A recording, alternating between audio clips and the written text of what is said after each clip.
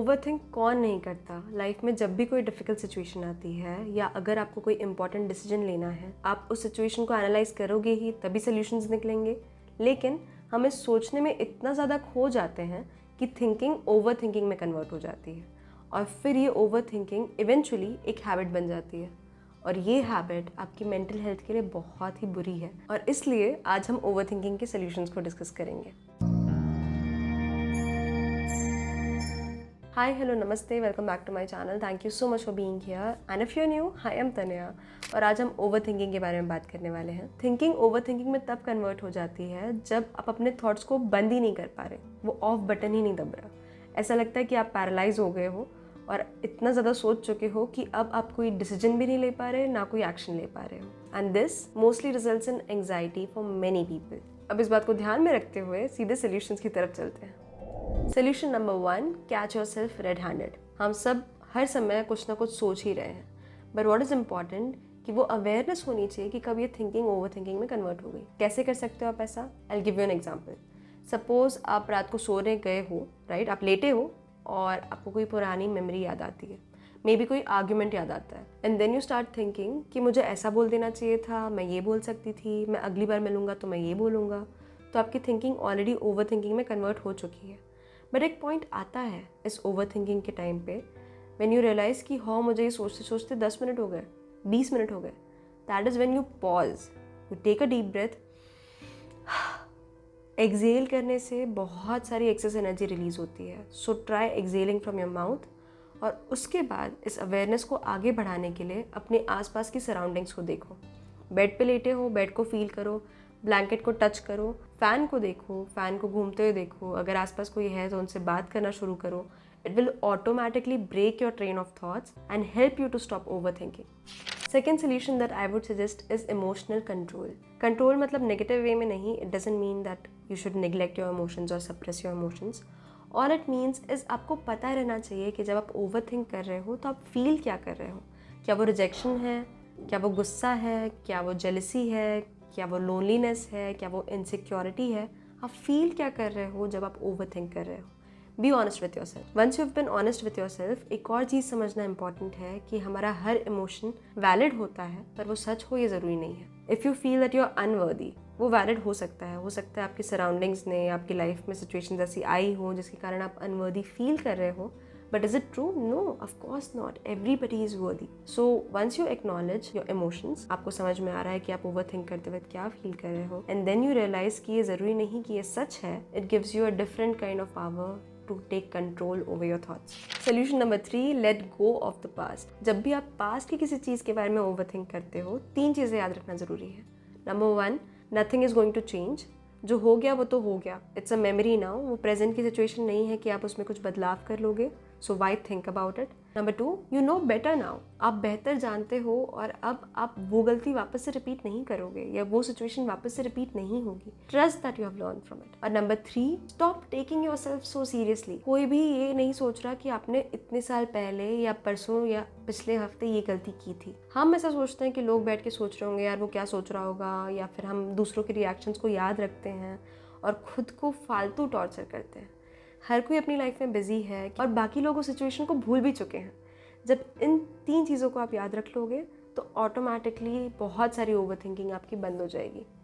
Solution number 4, stay busy. एक toxic manner में नहीं, लेकिन थोड़ा सा बिजी रहना इंपॉर्टेंट है। अगर आप ओवर थिंक कर रहे हो ना, इसका मतलब ये है कि आपके पास अच्छा खासा दिमाग है और आपका ब्रेन जो है वो बोर हो रहा है। So it needs something to munch on. उसको कुछ चाहिए सोचने के लिए, कुछ करने के लिए, and that is why it is over thinking. तो आपके इस इंटेलिजेंट ब्रेन को एंगेज करने के लिए कुछ और दे दो। मे बी कोई डांस कोरियोग्राफी दे दो या कोई गाना याद करने का टास्क सेट कर लो।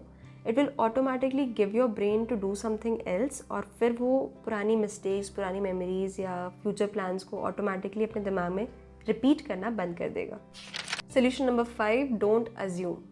कंक्लूजन्स पे जंप करने की ज़रूरत नहीं है। हम रिलेशनशिप्स में जनरली ऐसे ही करते हैं कि हम अज्यूम कर लेते हैं कि सामने वाले का पॉइंट ऑफ व्यू क्या होगा, बट आप सामने वाले को 100% नहीं जानते। आप उतना ही जानते हो जितना सामने वाला पोर्ट्रे कर रहा है खुद को।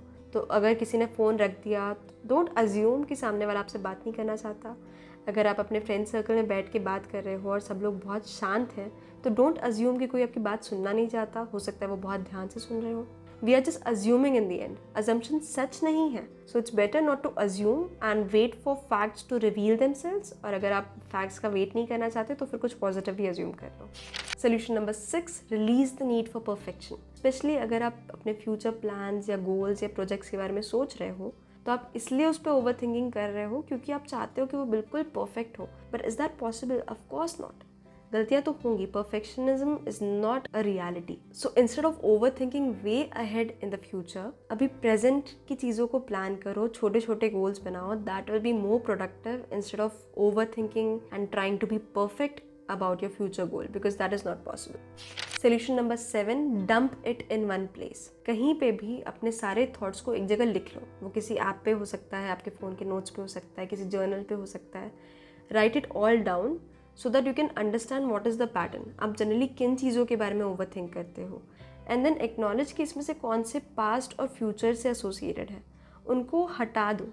राइट, उनको क्रॉस कर दो कि ठीक है ये चीज़ें मेरे कंट्रोल में है ही नहीं, तो इनको कट कर दो. And then look at the points which are actionable. इसमें से कौन सी चीज़ें ऐसी हैं जो एक्शन डिमांड कर रही है, और फिर उन पॉइंट्स को टू डू लिस्ट में डाल दो. तो ऑटोमेटिकली आपके थॉट्स और फीलिंग्स सेग्रीगेट हो गई. आपको पता चल गया कि कौन सी काम के नहीं थे, कौन से काम के थे, and that will give you a different kind of power. Solution number 8, practice gratitude. कभी कभी बैठ के ये सोचना इंपॉर्टेंट है कि आपकी लाइफ में क्या क्या सही हुआ कि आज आप यहाँ बैठ के इस वीडियो को देख रहे हो. Did you wake up healthy in the morning? Did you have electricity to charge your phone? क्या आपके पेरेंट्स हेल्दी हैं? क्या आप पिछले साल किसी ट्रिप पे गए थे? क्या आप कॉलेज एजुकेशन अफोर्ड कर पा रहे हो? बहुत छोटी छोटी चीज़ें हैं जो कि एक लग्जरी है, एक प्रिविलेज है, और हम इसे रियलाइज़ भी नहीं करते. तो इन छोटी छोटी चीज़ों पे ध्यान दो, क्योंकि जब आप ग्रैटिट्यूड प्रैक्टिस करने लग जाओगे ऑटोमेटिकली आपका ब्रेन इस पे इतना ज़्यादा फोकस हो जाएगा कि वो ओवर थिंकिंग के पैटर्न्स काफ़ी कम हो जाएंगे. Solution number 9, open up to someone. मुझे इस पॉइंट को एलैबोरेट करने की ज़रूरत ही नहीं है. वी ऑलरेडी नो कि जब आप किसी के साथ एक्सप्रेस करते हो अपने इमोशंस को, या किसी के साथ शेयर कर रहे हो कि मैं इस चीज़ के बारे में ओवर थिंक कर रहा हूँ या कर रही हूँ, you are not only releasing all those trapped emotions. आप सिर्फ अपना मन हल्का नहीं कर रहे, बल्कि आपको ये भी समझ में आता है कि यू आर नॉट अलोन. जब आप किसी के साथ इस चीज़ को शेयर करोगे, यू विल अंडरस्टैंड कि बहुत लोग इस चीज़ के थ्रू जाते हैं. And when you find a company, when you realise कि आप अकेले नहीं हो, आप ऑटोमेटिकली अपने थॉट्स के ऊपर कंट्रोल पाने की ताकत पा जाते हो. So it is very important to have a companion. It is very important to open up to your loved ones. And last but not the least, solution number 10, live in the present. Mindfulness पे, present पे रहने पे बहुत बातें की गई हैं, जिसका सोल्यूशन जनरली लोग मेडिटेशन या डीप ब्रीदिंग देते हैं. बट आप और भी चीज़ें कर सकते हो. जैसे अगर आप गाना सुन रहे हो तो सिर्फ उसकी लिरिक्स पे ध्यान दो, सिर्फ सिंगर की आवाज़ पे ध्यान दो, सिर्फ गाने की ट्यून पे ध्यान दो.